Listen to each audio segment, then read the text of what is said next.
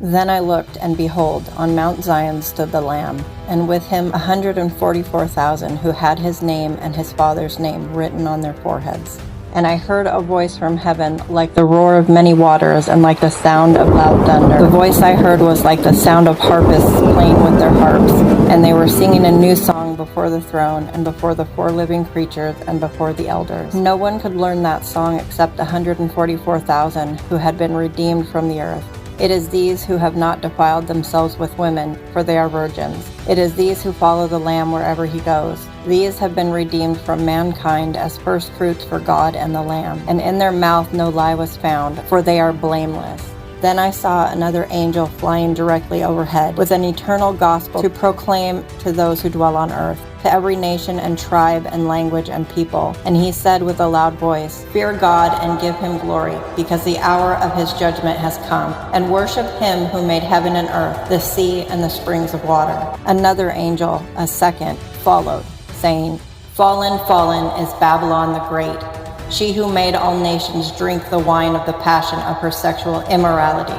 And another angel, a third, followed them, saying with a loud voice, "If anyone worships the beast and its image and receives a mark on his forehead or on his hand, he also will drink the wine of God's wrath, poured full strength into the cup of his anger, and he will be tormented with fire and sulfur in the presence of the holy angels and in the presence of the Lamb.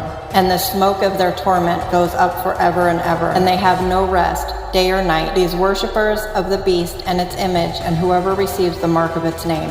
Here is a call for the endurance of the saints, those who keep the commandments of God and their faith in Jesus.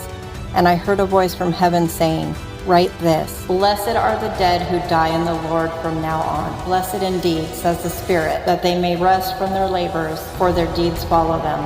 Then I looked, and behold, a white cloud, and seated on the cloud one like a son of man, with a golden crown on his head and a sharp sickle in his hand. And another angel came out of the temple, calling with a loud voice to him who sat on the cloud, "Put in your sickle and reap, for the hour to reap has come, for the harvest of the earth is fully ripe." So he sat on the cloud, swung his sickle across the earth, and the earth was reaped. Then another angel came out of the temple in heaven, and he too had a sharp sickle. And another angel came out from the altar, the angel who had authority over the fire, and he called with a loud voice to the one who had the sharp sickle, "Put in your sickle and gather the clusters from the vine of the earth, for its grapes are ripe."